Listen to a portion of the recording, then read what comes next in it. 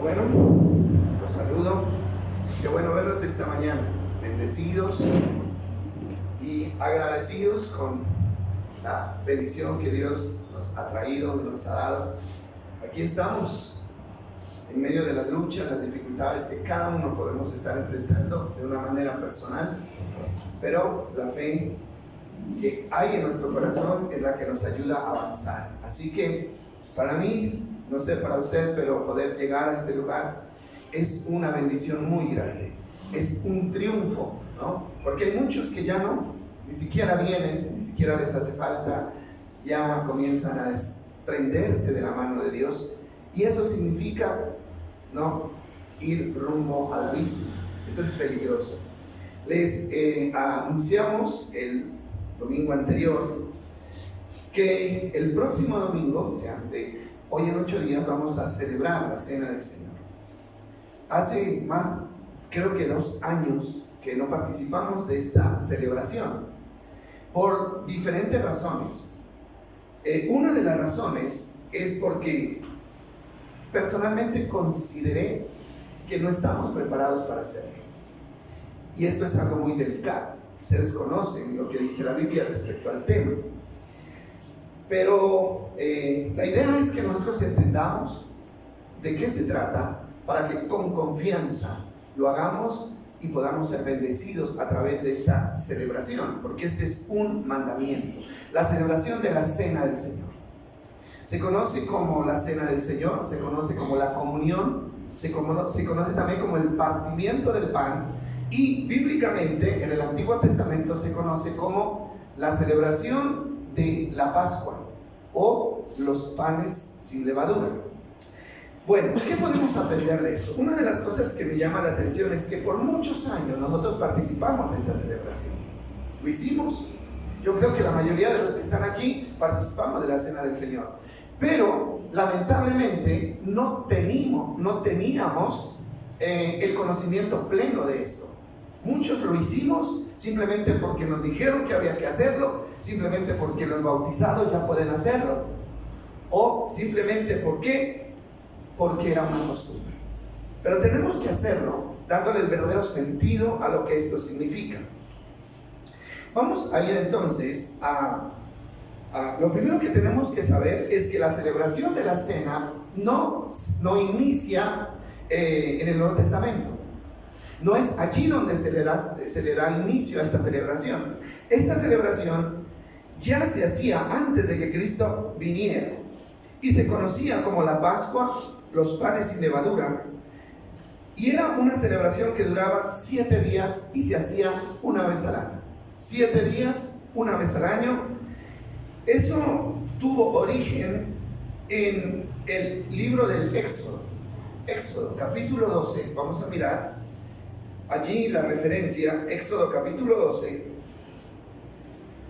y nos vamos a dar cuenta de cómo comenzó esta celebración que aún permanece en el día de hoy.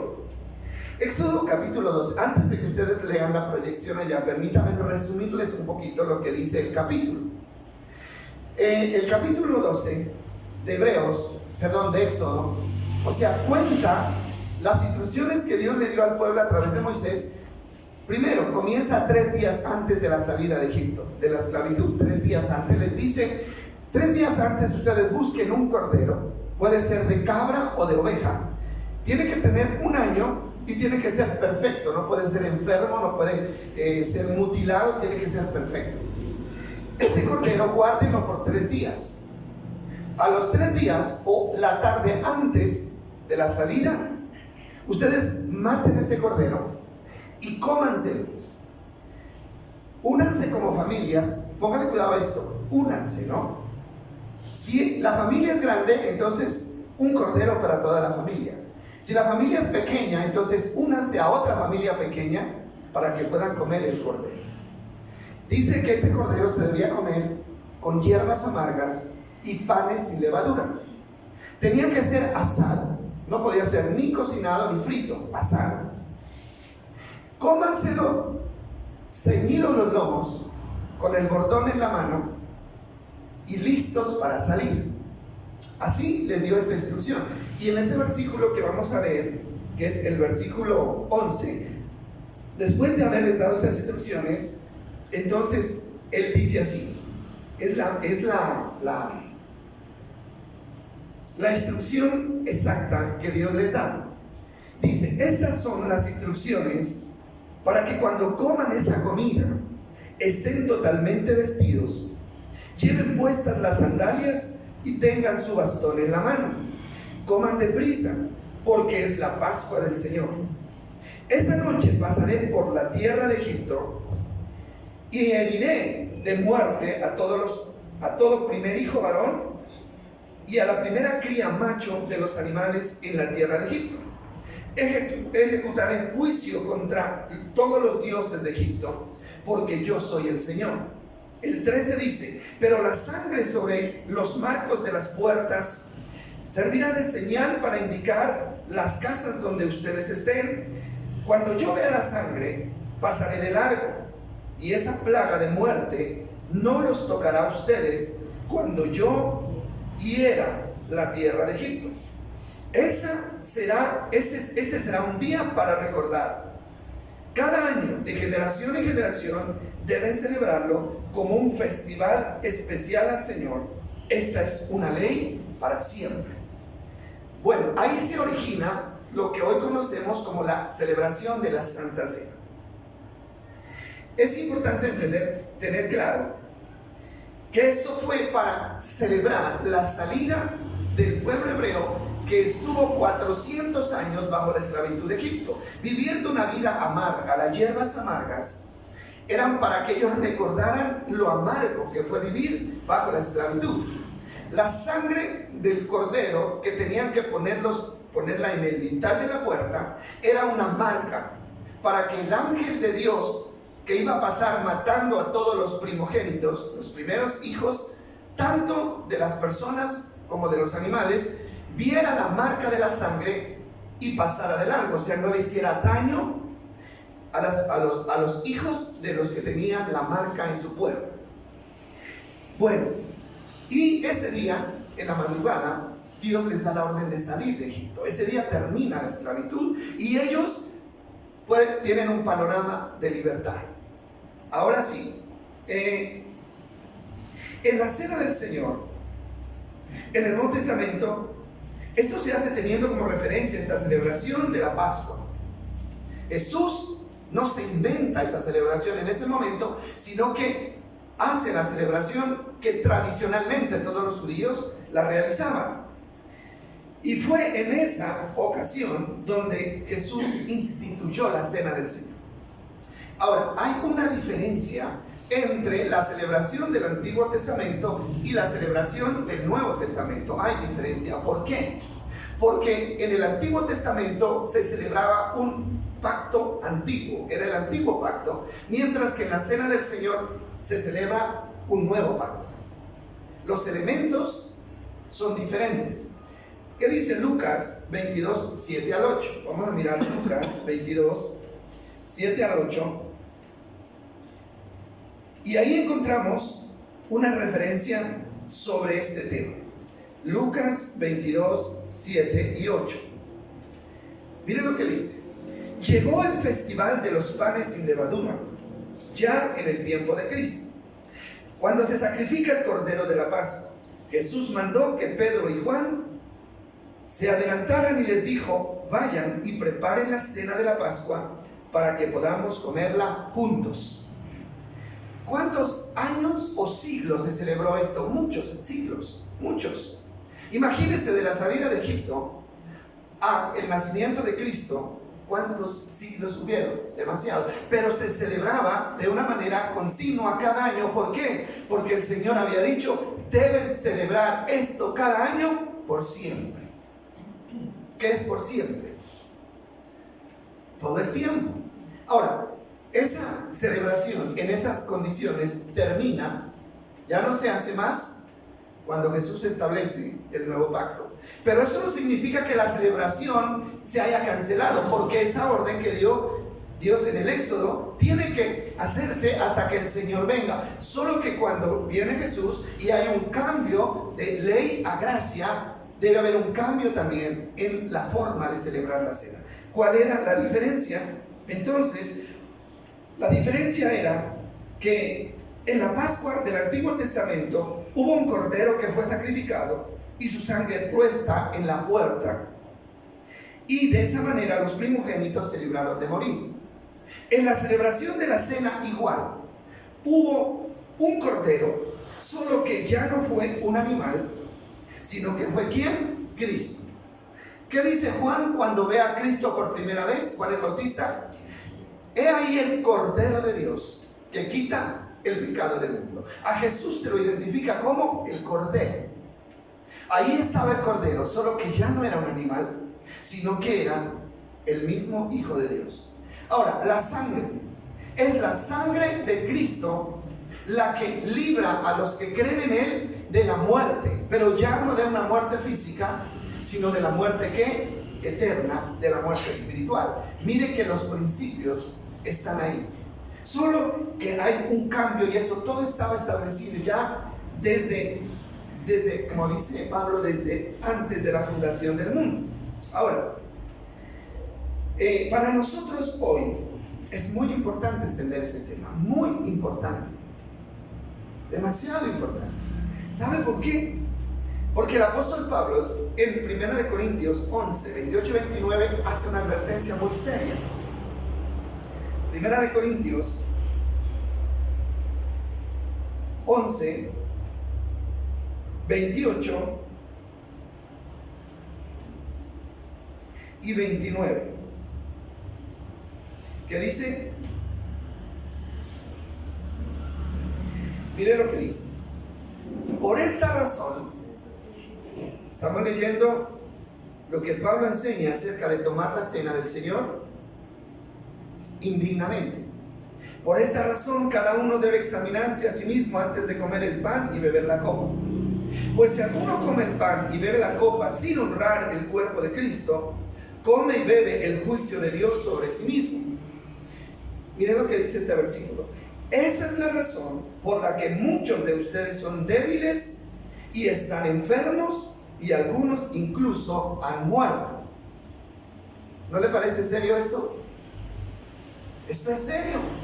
¿Por qué? Porque está diciendo el apóstol Pablo, si se participa de la cena del Señor indignamente, esto puede ocasionarles maldición, puede ocasionarles enfermedad y aún puede ocasionarles la misma muerte.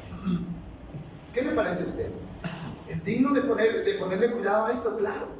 La cena del Señor no se la puede tomar a la ligera, ¿sí? ¿Por qué? Porque como puede ser beneficiosa, puede ser ¿qué? Perjudicial. Por eso el apóstol Pablo comienza este texto diciendo: a ustedes no los alabo, porque se congregan no para lo mejor, sino para lo peor. Ahora, hay remedios. Oiga bien esto. Los remedios están hechos para curar, están hechos para dar vida. Pero un remedio, así como puede curar, también puede matar. ¿Cierto que sí? Una medicina, así como puede curar, también puede matar. Ahora, ¿cómo así? Claro, si usted no tiene las instrucciones correctas de cómo administrar esa medicina a su cuerpo, usted puede terminar ¿qué? Intoxicándose, puede terminar envenenándose con el medicamento, y en vez de curarse se puede ¿qué? Morir. ¿Pasa o no pasa? El médico formula el remedio y con el remedio da unas instrucciones. Esto debe tomárselo así, una por la mañana, otra por la tarde. Pero si usted llega y se toma el frasco completo, ¿qué va a pasar con usted? Se va a morir. Eso no era para que se muriera, pero como no entendió lo que le explicaron, no puso cuidado, entonces en vez de curarse, se mató. Eso pasa con la cena del Señor. La cena del Señor es para bendecirnos, para sanarnos, para aliviarnos, para fortalecernos. Pero si llegamos a tomar la cena del Señor sin el conocimiento, de una manera incorrecta, la cena del Señor, en vez de ser de bendición, se puede convertir en una maldición. Es lo que dice Pablo. Por eso hay muchos que enfermos y otros han muerto. Bueno, yo pienso que la promesa que Dios tiene para nosotros de salud, para nuestro cuerpo, es real. ¿Ustedes creen en eso? Cuando Dios dice, llevó nuestras enfermedades y sufrió nuestros dolores y por su llaga fuimos curados, eso es real. Pero no podemos negar que también hay otra realidad, y es que muchos de los creyentes vivimos enfermos constantemente. Enfermos. Ninguna de las enfermedades que yo envié a los egipcios las enviaré a ustedes. Es una promesa del Señor. Pero esa promesa se ve muy poco reflejada en la iglesia de Cristo. ¿Por qué? ¿Porque la promesa falló? No. Una de las razones puede ser que somos nosotros los que estamos fallando. Por eso yo le tengo mucho respeto a la celebración de la cena. Hay gente que dice, ¿y por qué no lo hacemos como lo hacíamos antes? Cada mes. ¿No? Hermano, ¿por qué? Porque es algo a lo que tenemos que tenerle mucho cuidado. Pero hoy Dios nos da la oportunidad de conocer este tema para que cuando usted vaya a hacerlo, no corra el riesgo de intoxicarse, sino que sea bendecido con este acto. Ahora, la cena del Señor no es para tenerle miedo, porque así como puede ser un riesgo grande, también puede ser una gran bendición para nuestra vida. Una medicina bien administrada puede ser la diferencia entre la vida o la muerte. Entonces vamos a ir un poco más adelante a entender este tema. En la celebración de la cena, que Cristo ya estableció, Él dijo que se debía hacer en el Antiguo Testamento, era cada año. Hablemos de la fecha, cada año. ¿Cómo? O sea, ¿hay alguna instrucción en el Nuevo Testamento sobre la fecha y el tiempo? No. En el Nuevo Testamento no hay nada escrito con respecto a la fecha. Simplemente hay un texto en 1 Corintios 11:25. Ahí estamos, en el 11. El versículo 25, el apóstol Pablo es el que retoma el mandamiento y se lo explica a las iglesias. Dice, de la misma manera, tomó en sus manos la copa de vino después de la cena y dio y dijo, esta copa es el nuevo pacto entre Dios y su pueblo, un acuerdo confirmado con mi sangre. Hagan esto en memoria de mí todas, ¿qué dice? Las veces que la beban. Y lo mismo dice del pan. Cada vez que tomen el pan, háganlo en memoria de mí. No hay una fecha establecida. Ahora, algunos dicen que hay que hacerlo cada mes, otros lo harán cada 8 días, otros lo harán cada año. No importa. Lo importante es entender el significado. Si usted entiende el significado, si yo entiendo el significado, la ocasión, el tiempo, el momento no importa. ¿Por qué? Porque el efecto de esta bendición llegará a nuestras vidas el día en que nosotros lo hagamos y lo entendamos. Entonces el énfasis, ahora hay una cosa que me parece importante entender respecto al tiempo. ¿Por qué no se hace cada mes? ¿Sabe? Creo que hay una, me parece, puede ser que lo que Jesús y el apóstol Pablo tratan de evitar es lo que le pasó al pueblo judío. Una fecha. La repetición de un acto en una fecha determinada y bajo las mismas circunstancias se puede convertir en una tradición y puede perder el verdadero sentido. ¿No creen que eso puede suceder?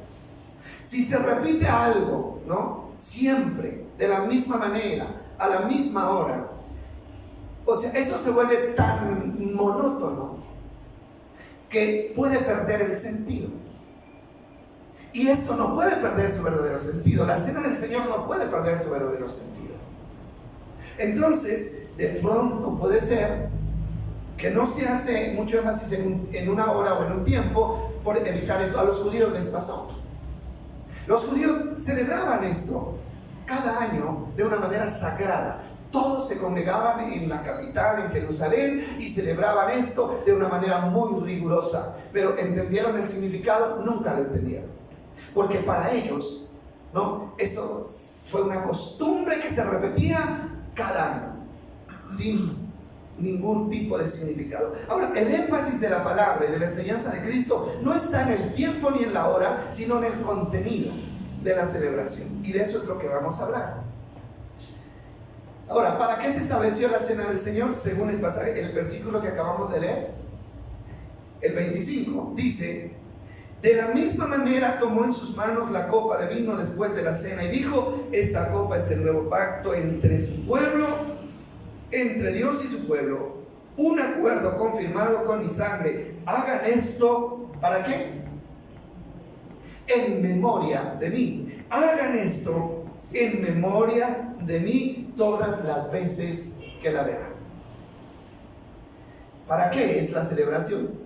¿Cuál es el significado de la celebración? Es conmemorar, es recordar el sacrificio de Cristo. Ese es el propósito. Entonces, ahí es donde nosotros tenemos que hacer énfasis, recordar y dar testimonio. Ahora, los elementos usados en la cena eran pan y vino. Y esos elementos representaban, el pan representaba el cuerpo de Cristo y el vino representaba la sangre de Cristo. En la cena, en esa celebración, se acostumbraba a comer pan sin levadura. El pan sin levadura es duro, obviamente, es la levadura la que infla el pan y lo hace suave. Pero cuando no tiene levadura, se vuelve duro. O sea, cualquiera que tomara el pan, y en este caso Jesús dice que tomó el pan y lo partió, lo volvió pedazos y luego se lo dio a cada uno. Y les dijo: esto es mi cuerpo. Ellos no lo entendieron, obviamente. No lo entendieron. Simplemente se limitaron a recordar la tradición, pero no entendieron que Jesús estaba hablando de algo que iba a suceder al otro día, y era su propia muerte. Jesús fue destrozado, su cuerpo fue destrozado. Isaías 53:5, ahí lo declara, y usted puede mirarlo en este pasaje, cómo Isaías describe la forma como Jesús fue tratado. 53, Isaías capítulo 53, versículo 5, miren lo que dice. ¿Sí lo tienen? Ahí está. Pero Él fue traspasado. Cuando dice Él, ¿a quién se refiere? A Cristo. Él fue traspasado por nuestras rebeliones, y mire la palabra que utiliza: aplastado. ¿Por qué? Por nuestros pecados. Fue golpeado para que nosotros estuviéramos en paz. Fue azotado para que pudiéramos ser sanados. Ahora, la realidad de lo que le pasó a Cristo es una realidad que ninguna película ha podido representar, ninguna. La película más cercana a la realidad es La Pasión de Cristo, esa película que le dio la vuelta al mundo y que muestra cómo padeció Cristo. Pero ¿sabe qué dice Isaías? Dice que Jesucristo fue despedazado de tal manera que los huesos se le miraban, se le podían ver, después de recibir 40 latigazos. Con un látigo que tenía en las puntas garfios de acero, que al no recibir el impacto, esos garfios se clavaban en la piel y en la carne, y cuando retiraban el látigo, desgarraban la carne, dejando literalmente los huesos de Jesús al descubierto. Eso es lo que dice Isaías. Cuando Jesús toma el pan y lo parte, está diciendo: yo voy a morir y voy a ser despedazado por ustedes. Ese es el significado, ¿sí? Ahora, ¿sucedió? Claro que sucedió. ¿Qué significa la sangre? ¿Qué representa la sangre? La sangre representa, en este caso, la sangre está representando la garantía de la veracidad del nuevo pacto. Jesús viene a establecer un nuevo pacto, salvación por gracia, salvación por creer y obedecer a Cristo, pero ese pacto nuevo se tenía que firmar con sangre. La sangre es la garantía de que ese pacto que Él viene a anunciar es una realidad entre nosotros. Entonces, eso es lo que nosotros tenemos que entender. Y Él dice que eso es para recordar. Es para recordar. Bueno,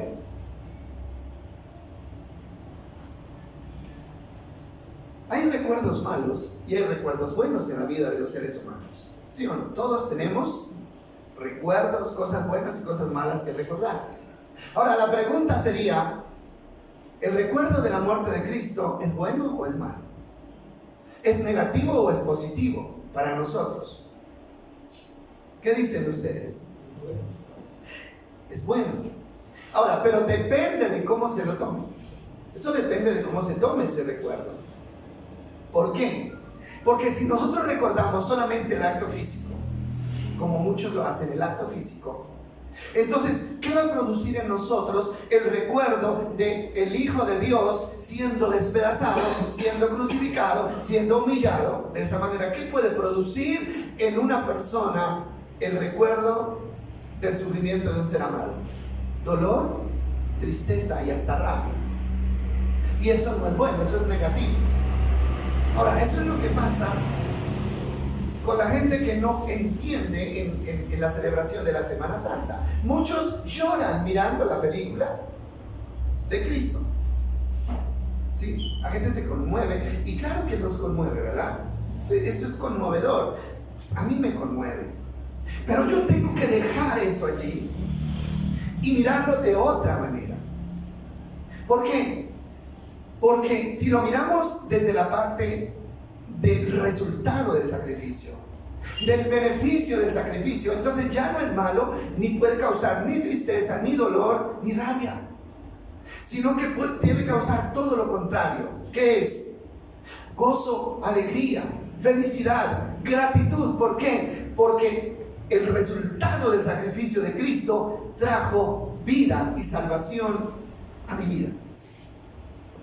Ese es el recuerdo que tenemos que tener. Hermano, no hacemos nada compadeciendo a Cristo, ni sintiendo dolor por Él. No, es más, Cristo solamente estuvo muerto 3 días. El sufrimiento de Cristo realmente duró unos días. Pero hoy, ¿qué dice la Biblia de Cristo? Dice que hoy está sentado a la derecha del Padre y que es Rey de Reyes y Señor de Señores. Y alguien en esa posición no es digno de lástima. No es digno de lástima. ¿Es digno de qué? De respeto y de admiración. Mire que hay un pasaje en Lucas 23, 27, y Jesús, de una manera interesante,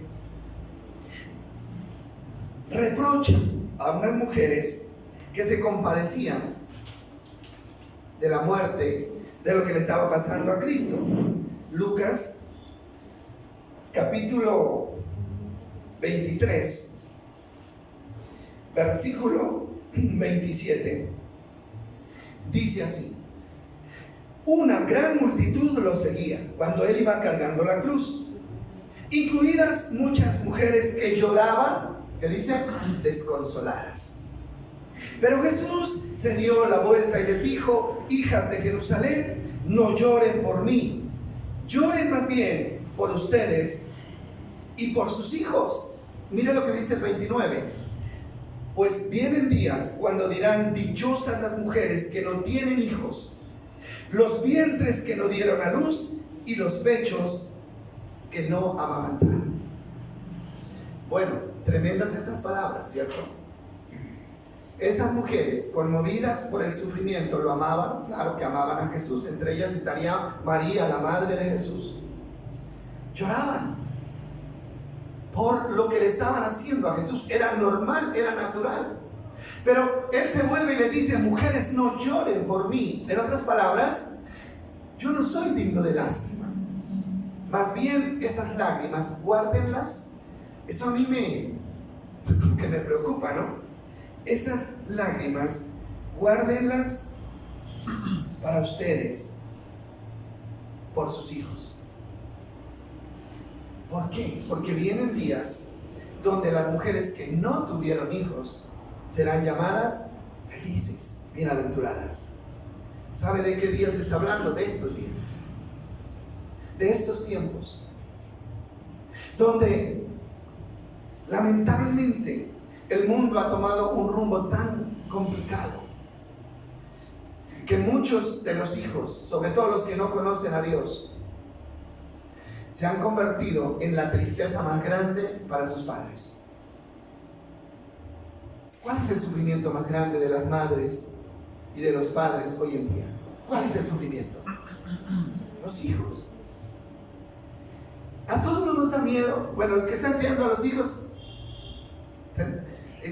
mantienen un cierto temor, ¿verdad? ¿Qué irá a pasar con mi hijo? Cuando vemos al que está en la droga, cuando vemos al que se accidentó y se mató por andar de una manera desordenada, cuando vemos al vecino que fue a parar a la cárcel, cuando encontramos al que violó, son hijos de padres y de madres. Es una realidad que estamos viviendo hoy en día.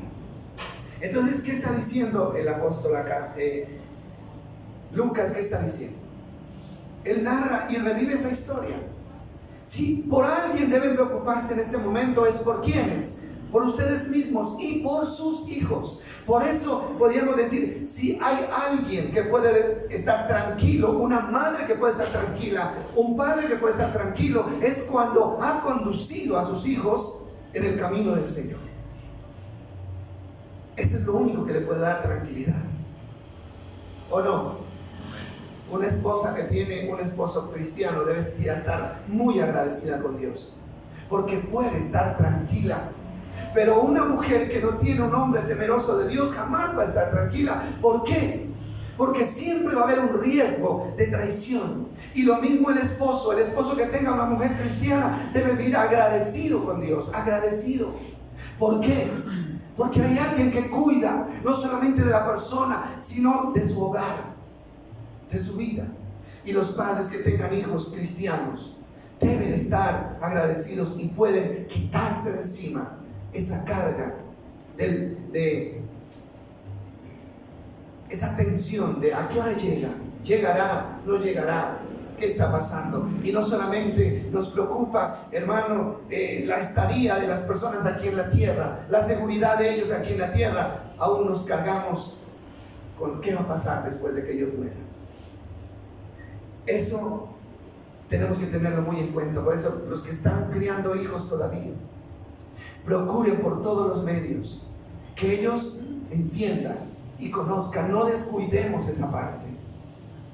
Hay gente que educa muy bien a los hijos. Sí, los educan, son respetuosos y muchas cosas, hermano, pero lo único que puede garantizar el temor y una conducta correcta todo el tiempo es el temor a Dios. Es el Espíritu Santo que convence al hombre de pecado, de justicia y de juicio. Entonces, eso les dijo Jesús. Ahora, por mí no. Anteriormente, o para muchos, la Semana Santa es una semana donde la gente compadece a Cristo, ¿cierto? Y los Viernes Santos las mujeres se visten de negro y pasean la muerte. ¿Para qué? Mire, la cena del Señor no es para celebrar la muerte, sino para celebrar ¿qué? La vida. ¿O no? Es para celebrar la vida. La celebración de la cena no es para celebrar una derrota, sino para celebrar la victoria. Y la vida se celebra con gozo y la victoria se celebra con alegría. Así que no es para compadecer a Cristo. Es para darle gloria a Dios por la vida que nos trajo y por la libertad que nos dio. Recuerden lo que pasó con el pueblo de Israel. Dice que después de que ellos fueron libres, comenzaron a andar en el desierto. Y antes de llegar al Mar Rojo, ellos todavía tenían temor, porque decían, Faraón se dará cuenta, se arrepentirá y vendrá detrás de nosotros para acabarnos. Y así fue. Esto sucedió exactamente. Faraón como que reaccionó y dijo, no, ¿cómo fue que dejamos ir a esta gente? Vamos, alcancémoslos y volvámonos a traer, y los que no quieran los matamos. ¿Se acuerdan ustedes de esa historia? Resulta que Dios obró de una manera grande y dio la última puntada para liberarlos definitivamente, y fue abrir ¿qué? El mar. Y cuando ellos pasaron, ¿no?, al otro lado y se vieron seguros, dice que comenzaron a danzar y a cantar, y María, la hermana de Moisés, fue la que encabezó esta alabanza, y con panderos, con panderetas, cantaban y le daban gloria a Dios. ¿Por qué? Porque la noticia de libertad es una noticia que se tiene que celebrar, pero no con tristeza, sino con gozo y alegría. La cena del Señor es una celebración de gozo, de alegría y de agradecimiento a Dios. Por eso yo espero que el próximo domingo todos estemos aquí diciéndole: Señor, aquí estoy para celebrar mi libertad, mi salvación, el que tú me hayas rescatado de la esclavitud del pecado. Así todavía no seamos perfectos, no importa. Así seamos conscientes de que hay cosas en nuestras vidas que arreglar. Así tengamos ese sentimiento, pero debemos avanzar confesando que somos libres, porque Cristo nos hizo libres. Amén. Amén. Somos libres. Y agradezcámoslo y vivamos como lo que somos, personas rescatadas por un precio muy alto, el precio de la muerte de nuestro Señor Jesucristo. Entonces, sigamos un poco más adelante mirando este tema. ¿Quiénes pueden participar de la cena? ¿Quiénes? Bueno, durante el tiempo que nosotros estuvimos, habían algunos requerimientos, ¿no? Los bautizados participan, los que no son bautizados no participan, el que está bravo con el hermano no participa, pero si le pide perdón, ¿no?, antecitos, sí participa. Bueno, todas esas cosas eran condiciones. Pero ¿realmente dice la Biblia eso? No. Yo no sé por qué, mis amados. Bueno, esta celebración siempre se hizo sin conocimiento ninguno, sin ningún conocimiento, y nosotros simplemente nos fuimos metiendo a la corriente sin saber si lo que hacíamos era correcto o no, obedeciendo más una tradición que el mandato de Cristo, siguiendo interpretaciones erradas. Por eso puede ser que estemos pagando las consecuencias de alguna manera. O sea, porque no nos enseñaron bien, error de los que nos instruyeron, y error de nosotros también, que nunca nos preocupamos por saber si estamos haciendo las cosas de la manera correcta. Ahora, ¿qué dice el apóstol Pablo? Dice: el que participa de la cena del Señor sin discernir el cuerpo de Cristo, juicio come y bebe para sí. Por eso hay muchos enfermos y debilitados entre ustedes, y otros ya han muerto. Comer de la cena del Señor, tomar de la copa sin discernir el cuerpo de Cristo. ¿Qué significa esto? Tener pleno conocimiento de la obra que Cristo hizo, de esa obra de redención, de salvación que Cristo hizo. A eso se refiere discernimiento. Ojo con esto, mis amados. Los que pueden participar de la cena sin problema no son solo los que tienen un conocimiento histórico. No. Porque yo puedo tener un conocimiento histórico o intelectual. ¿A qué me refiero con eso? Usted puede saber de memoria la historia del nacimiento y la crucifixión y la pasión de Cristo. Usted la puede saber de memoria. Pero eso no le garantiza que tenga derecho a participar. ¿Qué le garantiza a tener derecho a participar? Son los que han sido beneficiados con el acto, que son parte del cuerpo de Cristo, los que han tenido un encuentro personal con Cristo. O sea, los que tienen derecho a participar y son bendecidos al participar son los que pueden contar el testimonio que han vivido de una manera personal. ¿Sí me van a entender? De una manera personal. Los que han vivido una transformación a partir de haber recibido a Cristo, se han convertido en una nueva criatura.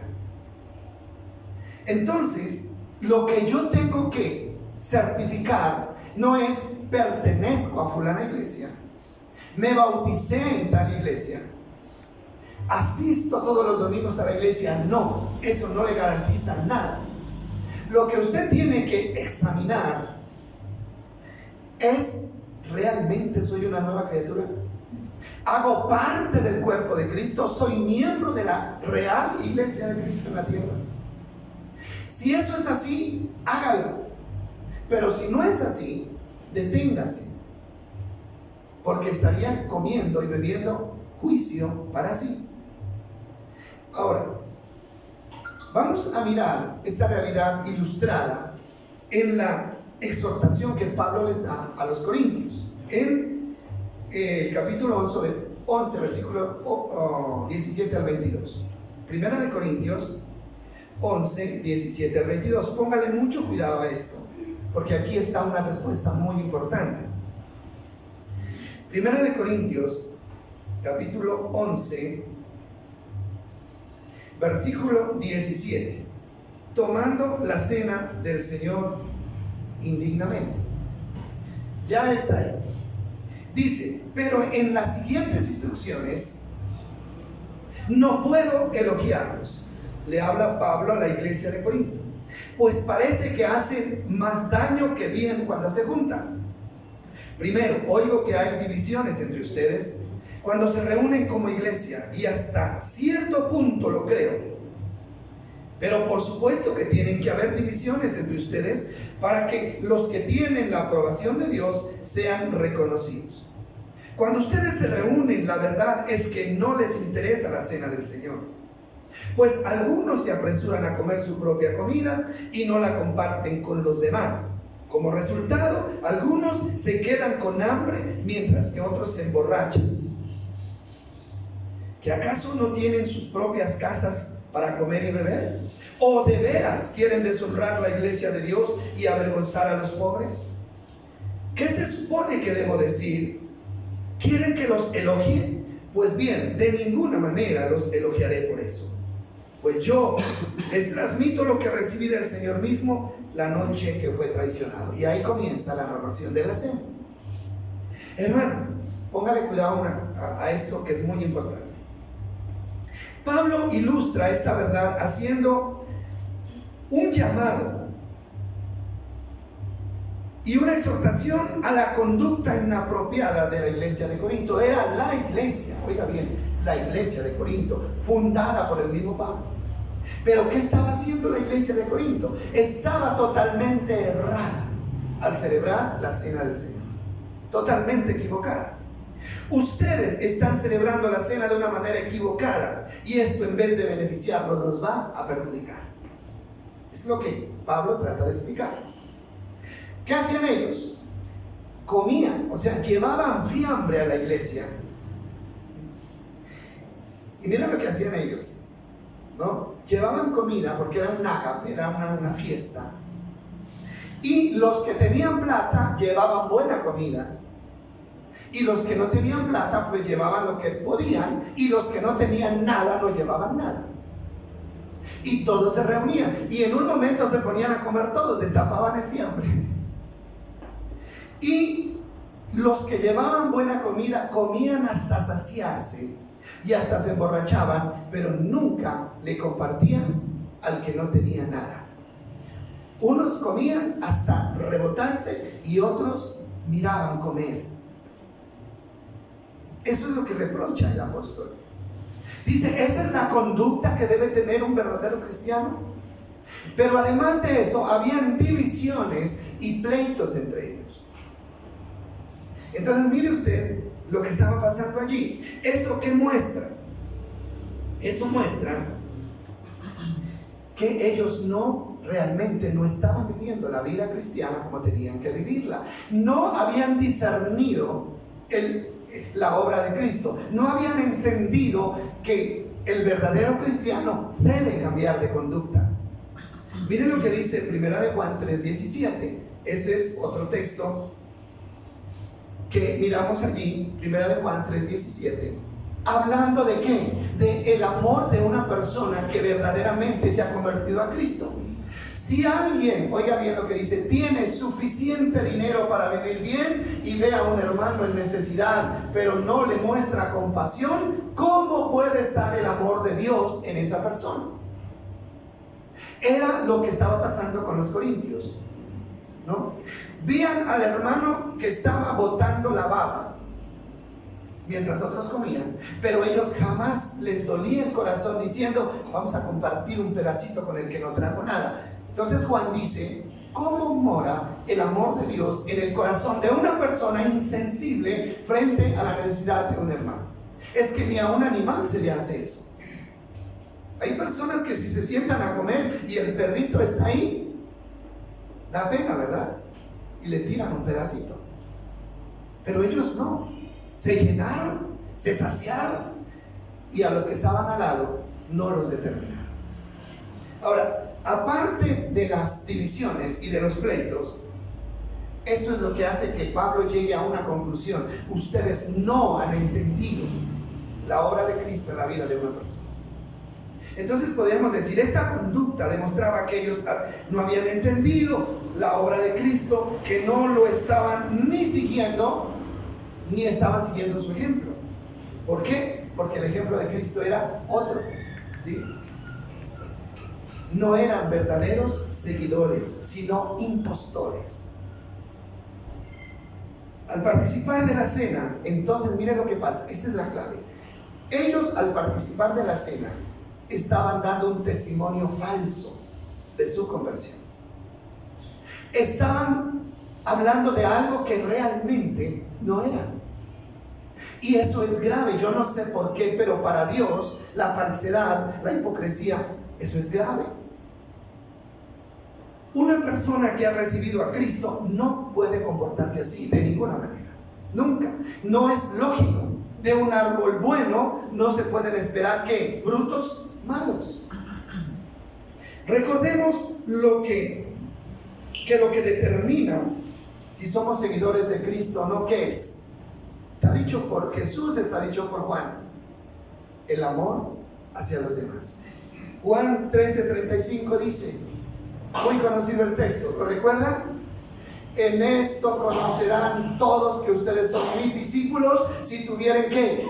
Amor los unos por los otros. Pero si no hay amor los unos por los otros, entonces no son mis seguidores. Mire, son verdades. Si alguien, o sea, debe examinarse. O sea, si alguien se examina para saber si somos o no somos, hermano, no tiene nada que ver con los años que lleva asistiendo a una iglesia. No tiene nada que ver con los bautismos que tenga, porque hay gente que tiene 1, 2, 3 y hasta 4 bautismos. No tiene nada que ver con eso. No tiene nada que ver con si se sabe la Biblia de memoria, nada. Tiene que ver con el amor, simplemente con el amor. Y el amor es algo que se demuestra, porque 1 de Juan, el versículo anterior al que leímos, dice: no amemos de palabra solamente, sino que amemos de palabra y de hecho. El amor hay que demostrar. Entonces, mis amados, eso era lo que Pablo les insistía. Ahora, llega un momento en que Pablo les dice: pruébense ustedes mismos, pruébense y vean si pueden comer o no pueden comer del pan. ¿Probar qué? Anteriormente nos decían: pruébense para ver si ha pecado. ¿Cierto que sí?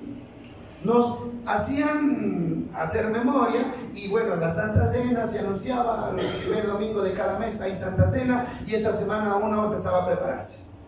Pero ¿cómo se preparaba? A ver, ¿a quién he ofendido? ¿No? Igual, algunos daban el paso y decían: voy a pedirle perdón al hermano que ofendí, y otros simplemente se quedaban sentados allá y nunca participaban. Es que de pronto de alguna manera también viene de la Iglesia Católica, ¿no? O sea, lamentablemente no nos hemos liberado totalmente de esas tradiciones, ¿sí? Y ahora eso nos enseñaron. Entonces, ni siquiera le insistían a las personas en arreglar el problema, como ya lo miramos el otro domingo. Si usted trae la ofrenda al altar y se acuerda que tiene algo contra alguien o alguien tiene algo contra ti, deje su ofrenda y vaya a reconciliarse. No, simplemente, hermano, la gente pasaba tiempo, meses y hasta años y nunca participaban de la cena, y uno les preguntaba, ¿y qué pasa? No, es que tengo un problemita que no he podido solucionar. Mire, o sea, hasta dónde puede llegar a perjudicar. Ahora, la cena del Señor no impide que usted participe porque tiene un problema para solucionar. Es más, la cena del Señor está mostrando el remedio para las personas que tienen algún problema de pecado. Muestra el remedio. ¿Y cuál es el remedio? La sangre de Cristo nos limpia ¿de qué? De todo pecado. Y es que la persona que dice, es que yo pequé, entonces no participo de la cena, ¿qué está diciendo? No quiero arreglar el problema, quiero seguir en mi pecado. Y es como el que está sucio y le dicen, vaya, báñese, que hay agua y jabón, y él dice, no me quiero bañar, yo quiero quedarme sucio. ¿Sí? Ese es el problema. Y hay gente que hasta se sentía orgullosa, ¿no es cierto? Y se quedaban allá y se sentían como muy orgullosos y sacaban un pecho de no participar. Es que yo no puedo ser hipócrita al participar de la cena en pecado. Igual, delante de Dios era hipócrita, era pecador y era todo lo malo.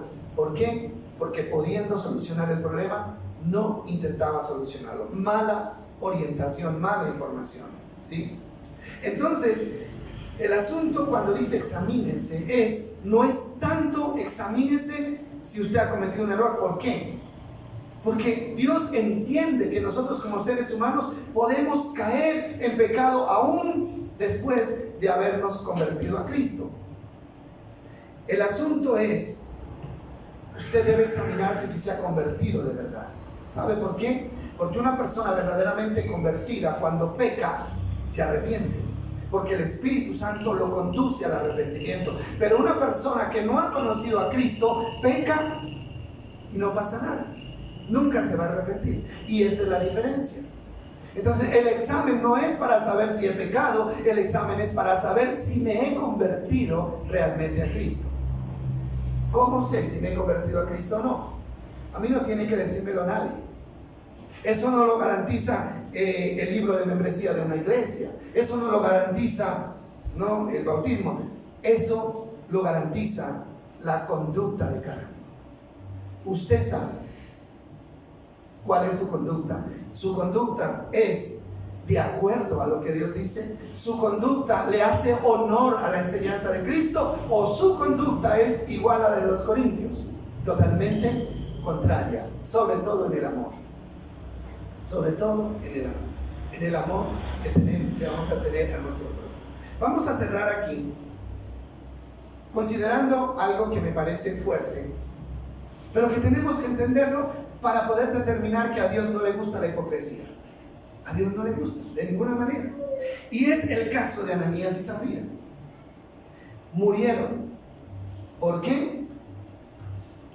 Eso está en Hechos, capítulo 5. Y vamos a mirar Hechos capítulo 5 para entender esta realidad. Capítulo 5, versículo 1.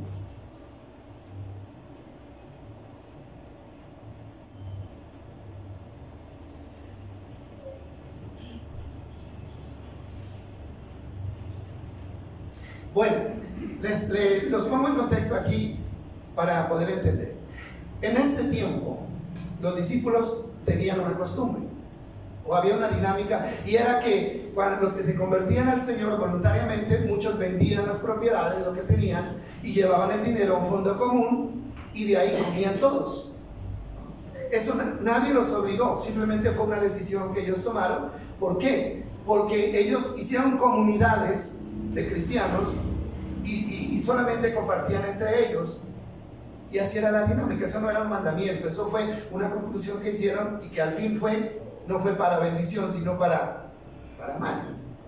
Entonces resulta que un hombre, dice, llamado Ananías, quien junto con su esposa Zafira vendió una propiedad y llevó solo una parte del dinero a los apóstoles, pero afirmó que era la suma total de la venta. Con el consentimiento de su esposa, él se quedó con el resto. Entonces Pedro le dijo: Ananías, ¿por qué has permitido que Satanás llenara tu corazón? Le mentiste al Espíritu Santo y te quedaste con una parte del dinero. La decisión de vender o no la propiedad fue tuya. Y después de venderla, el dinero también era tuyo para regalarlo o no. ¿Cómo pudiste hacer algo así? No nos mentiste a nosotros, sino a Dios. En cuanto Ananías oyó estas palabras, cayó al suelo y murió. Todos los que se enteraron de lo que sucedió quedaron aterrados. Después, dice, unos muchachos se levantaron, lo envolvieron en una sábana, lo sacaron y lo enterraron. Como 3 horas más tarde entró su esposa sin saber lo que había pasado. Pedro le preguntó: ¿fue este todo el dinero que tú y tu esposo recibieron por la venta de su terreno? Y ella dijo: sí, ese fue el precio. Y Pedro le dijo: ¿cómo pudieron ustedes dos siquiera pensar en conspirar para poner a prueba el Espíritu del Señor de esta manera? Los jóvenes que enterraron a tu esposo están justo afuera de la puerta. Ellos también te sacarán cargando a ti. Y al instante ella cayó al suelo y murió. Eso no sucedió en el Antiguo Testamento, donde la ley era, el precio era la muerte. Eso sucedió en el Nuevo Testamento. Una pareja que muere al instante, como consecuencia de ¿qué? ¿Cuál fue el error? Pablo, aquí Pedro lo explica de una manera correcta. ¿Qué dice? Dice, el problema no fue haberse guardado una parte, no fue el problema eso. ¿Por qué le dice? Claro, ese terreno era de ustedes lo podían dar o no lo podían dar y no había ningún problema. Es más, el dinero también era de ustedes. Ustedes hubieran podido traer una parte y decir, traemos la mitad y nos quedamos con la mitad y no había ningún problema. El problema fue mentir. Trataron de mentirle a Dios. Intentaron mentirle al Espíritu Santo. Sencillamente querían aparentar algo que no era. Lo mismo que los corintios. Y aquí se aplica lo de la cena del Señor. En la cena del Señor solo pueden participar los que han experimentado el nuevo nacimiento, que son los genuinos hijos de Dios y que lo demuestran con su conducta. Pero hay otras personas que son infiltrados allí. Eso también lo dice la parábola de la cizaña, ¿no? En la iglesia no todos son trigo, hay unos que son trigo y otros son cizaña, ¿sí? Lo dice claro la Biblia. No todos los que dicen Señor, Señor entrarán en el reino de los cielos. Pero en esto tenemos que cuidarnos en salud. Ahora, ¿por qué hacen eso? Digo yo, ¿por qué? ¿Qué necesidad tenía esta parejita de arriesgarse a morir? Ellos querían mantener una fama, querían mantener un nombre de cristianos. Ellos querían pasar como seguidores de Cristo cuando en realidad no eran seguidores de Cristo. Y en últimas fue la desgracia la que puso en evidencia esta realidad. Hermano, esto hay que tenerle cuidado. Lo que nos sucede a nosotros puede ser la evidencia de si somos verdaderos o no somos verdaderos. ¿Por qué? Porque todo produce un fruto. Y como dice el Señor, de las zarzas no se pueden recoger higos. O sea, cada árbol produce su fruto. Entonces, dice, ¿cómo? Pedro no entiende cómo pudieron ustedes dos siquiera pensar en conspirar para poner a prueba al Espíritu de Dios. ¿Qué significa esto? Significa que a Dios le gusta la honestidad, ¿sí? Que delante de Dios no podemos pretender llevar una vida doble. ¿Sabe por qué? Porque Dios lo conoce todo, absolutamente todo. Y a mí me llama la atención lo que dice Pedro, ¿no? Ustedes eran libres de hacer las cosas que querían hacer. El problema ahí era pretender dar una imagen que no tenían. aparentar algo que no era. Por eso Apocalipsis dice, de una manera fuerte, le dice a la gente: el que quiera ser inmundo, siga siendo inmundo, pero hágalo a la vista de todo el mundo, ¿no? Hágalo a la vista de todo el mundo. Y el que quiera ser santo, santifíquese, y eso también quedará a la vista de todo el mundo. Una de las cosas que Jesús reprochó de una manera muy fuerte y de una manera reiterativa a los fariseos, ¿cuál fue? La hipocresía. El tratar de aparentar lo que no era.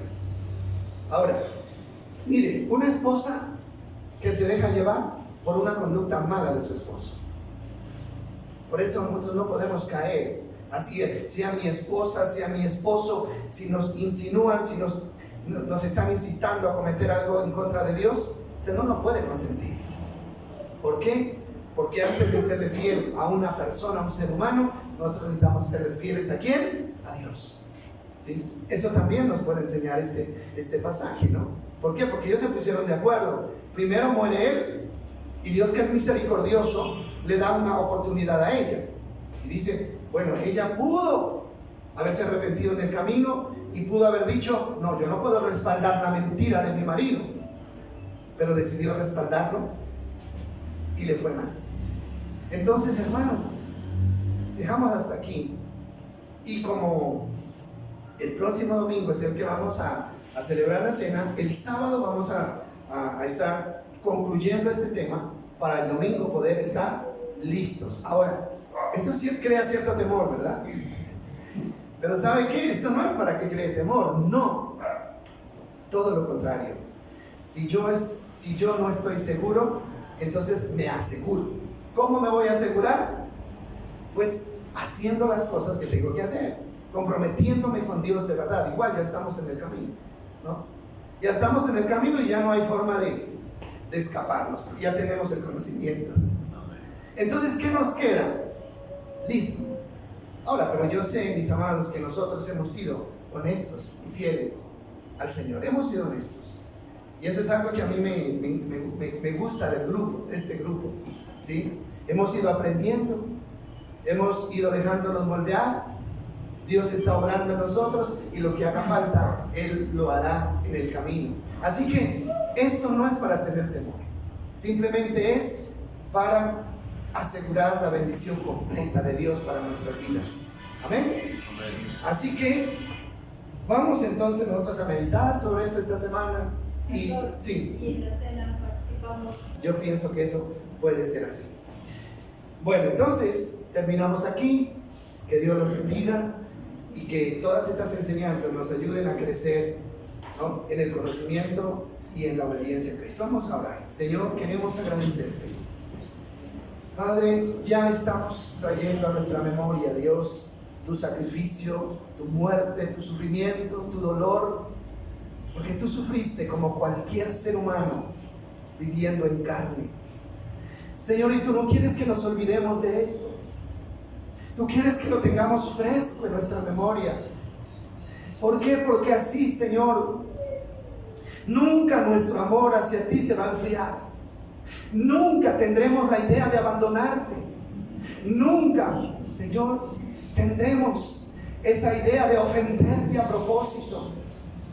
Si tenemos en nuestra memoria el amor tan grande que tú tuviste por nosotros al dar tu cuerpo en sacrificio. Señor, tú nos pides que nunca olvidemos este acto, que fue el acto más grande y transformador que pudo existir en la historia de la humanidad. Gracias por ese acto. Siempre estará en nuestra memoria, Dios, siempre lo recordaremos, Señor, con gratitud, con alegría, porque hoy tenemos el camino abierto.